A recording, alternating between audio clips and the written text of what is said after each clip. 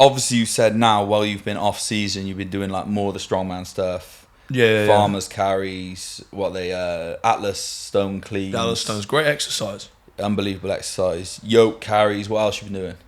Overhead yoke.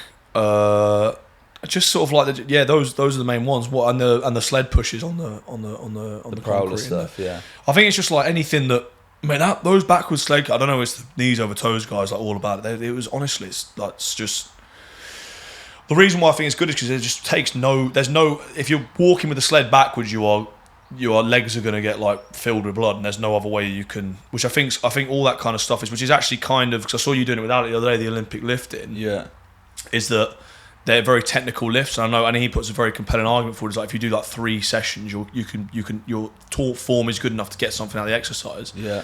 But I feel like with all this stuff is like with the farmer's carry, with the Atlas stones, is like you in order to get up, you find your own technique. You know what I mean? You if you're picking someone up and carrying it a long way, there's no way you have to do it with the correct technique. Otherwise, you won't be able to do it. Yeah. Whereas with the Olympic lifts, I think there's so many ways in which you can do it shit basically. Yeah, well I've hurt like from doing that first session without it, I've hurt my wrist. My wrist's in quite a lot of pain. But like it was my first for like time catching it? Yeah, I guess so, yeah, from catching it. Like I've never done it before and I didn't feel the pain at the time, but like since then I've got down to some I do think it is a beautiful thing. Like I think it's something that when I see Alec doing it and he's good at it and you hear like the bar clicking and stuff, I can see why it's like because it's sort of a proper blend of training, strength, and like true technique, and you can become like a real student of the game. Yeah. And this is why actually sort of I suppose like with powerlifting or Olympic lifting and all that kind of stuff is like there's no end result. There's always more weight to lift. So I can see why people dedicate a lot of time to it. Powerlifting is one thing. With the bench, squat, and deadlift, I find it a little. It's quite a strange subculture, in my opinion. Yeah. Like just on the top of that, do you know who Dan Green is, the powerlifter? Yeah, like long hair, like incredible. Looks like you. Well, no, like if it's like quite a lot better shape than me. But I know he's fucking massive. He's an absolute tank. Yeah, I know who you're talking about. Yeah. But I find that so with the Olympic lifting, I completely get how addictive it is, and I think there's like a lot of. I can imagine there's a lot of crossover to rugby, and just in terms of like you feel powerful doing that. Yeah. Like if you know you can like clean. I don't know, like 130 kilos or whatever, and like be really explosive through that movement. I think like your ability on the rugby pitch, like bump someone off. I think I feel like there would be a lot of crossover. Yeah. But is it worth it because there's a high likelihood of you potentially injuring yourself doing that movement? And I know Alex like really proficient in it, so maybe not for him, but like for the general person, maybe not. But with the strongman stuff, for me. I see so much crossover from that into rugby, especially for like pack players and front row particularly. And I think like stuff like the med ball cleans. This is one thing I don't really get about rugby, and you can go into what your strength and conditioning program is after. But like when I've seen strength and conditioning programs in the past, they're like squat, bench, that sort of thing. Like very linear movements. Very linear movements. And then when I see someone like Atlas stone cleaning, your back's like rounded when you pick up the Atlas stone, and then you're like coming through a full range of motion. And for me, that's like perfectly kind of replicates like what you're doing when you're like jackling the ball. Yeah.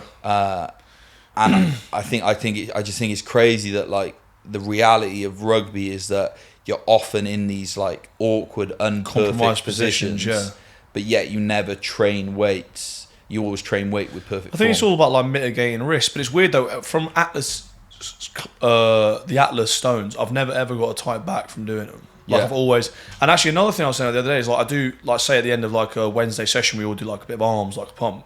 Yeah. And like I never get like DOMs in my arms. So like I don't know, maybe they're not growing or whatever. Even though you're doing an exercise to do that, but after doing the stones, all my forearms, my biceps, and all that are like so DOMsy. Yeah. So you must have like inadvertently give it like if you want bigger arms, do that. Do you know what I mean? But then I don't know if the reason why that happens is because your whole body's getting such a stimulation that you're just like, I don't know, maybe you get like whole body DOMs kind of thing. But like they do RDLs and they do all this thing because they want to like save your back. But that's what gives most players a tight back is by doing that kind of stuff. Yeah, RDLs, yeah, for sure. For me personally, yeah, I had to stop doing them. Like they they like really like tighten my back up. So how does your training change from like, so you're doing your off season now, you're doing the strongman stuff. Then when you go into season, how does that look like in pre-season, and then how does that change when you get into actual season? Pre-season, we do a lot of weights. I think we do like four big sessions a week, and then when you probably start the season, like up until about Christmas. Thing is, this was all like really put under strain because we had that really, really long season. We had 2 seasons back to back. So by the end of it, your weights are just like minimal because you're just basically doing like what you can do to without call, because you want to have the maximum effort for the training and then for the game. Yeah. So you don't put as much time into the weights. So pre-season will be like it's a similar sort of movement. So it is kind of all barbell movements because what they don't. The SSC I can get this is they don't want to put a movement in which is going to injure you. Mm-hmm.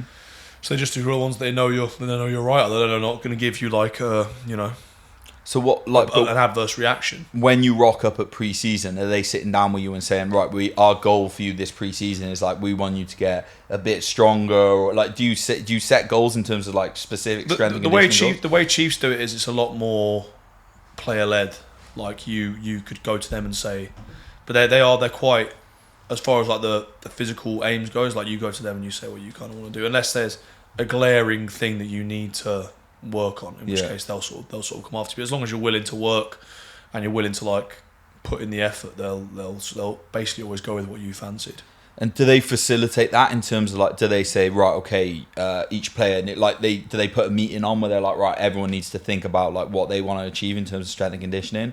You all have to think about it, and then you go to or is it completely lax? Like so someone could rock up and say you have nothing in particular in mind they want to achieve, and they could just kind of go through the motions? I think the way the way Chiefs generally like to do it is they kind of do like block periodization, so they'll do like hypertrophy, strength, power, and then repeat, and they try and peak it towards like different parts of the season, different games of the season. Is what I think that could be. I could be butchering that. Yeah.